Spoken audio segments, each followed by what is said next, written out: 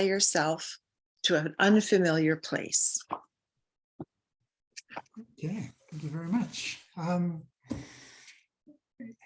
You mentioned you've been divorced yourself. How much of these exercises grew out of your own experience or your own research? So much did. Now, the interesting thing is that way back in the 80s, when I lived in Ottawa, I did a Master's of Education in Counseling. So I learned an awful lot of psychology at that time. And when my husband suddenly ended our marriage in 2010, and after 41 years, it was a huge shock.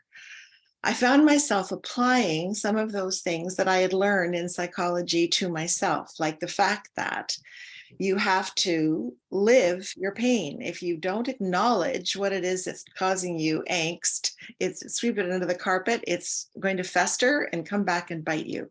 So the whole idea of writing things down, like I wrote 3 journals. I went to Indigo and kept getting journal after journal during my own recovery and writing in there. So that it was very much my own personal experience. Now, this book, I don't know if I'm going off on a tangent, but this, as I said, I wrote this with David Frenkel. I got an earlier book. I wrote a memoir a number of years ago called Thanks for Leaving Me, and I got it into his hands, and he thought that it had value, and he started recommending it to his clients. Then I started doing seminars. I'd invented a set of seminars called Suddenly Single, Recovering from a Ruptured Relationship. And I delivered those things 4 times. And then I decided that I had had enough of looking backwards, and I was going to take the exercises from the seminars and turn it into sort of like a workbook, like a grade 2 arithmetic workbook. When David and I connected with each other and he said, "May I be your co-author?" And I was absolutely thrilled. He's in his 40s, I'm in my 70s, and he has all this professional knowledge. We made it come together in quite an interesting way. Am I getting ahead of myself? Well, I wanted to ask you about that actually, because I must say I take a pretty broad view of creative nonfiction, and I think there is a creative challenge in working with a subject expert, a professional, a lawyer in this case, and it's not quite the same with translation. And obviously, you were bringing a lot of your own personal experience to you. But tell me about the process of trying to write a general interest book, perhaps a creative work, which also draws in on the sort of technical legal skills of your co-author here.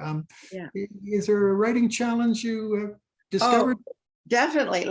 Because he is a full-time lawyer, he's a partner in his own firm, and he has all kinds of clients who need his help. He's a very busy man, and I am retired. I've been retired for a while. Then you throw in the inactivity that COVID imposed on everybody.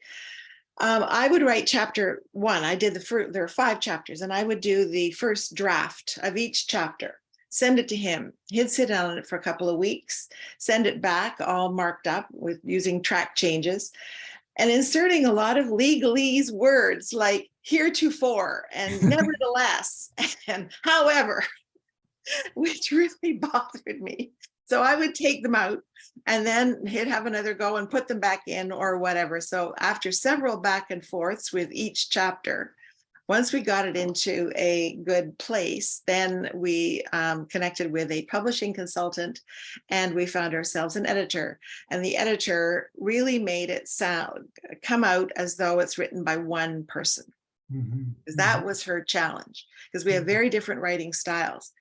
And most of there are a lot of stories about what happened in my life. Pat did this, Pat did that.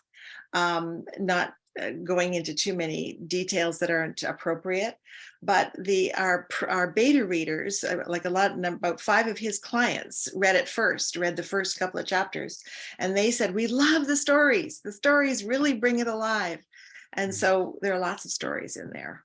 And every so often we go off into the do's and don'ts of child custody issues and litigation and those kind of things, which of course he's the expert on.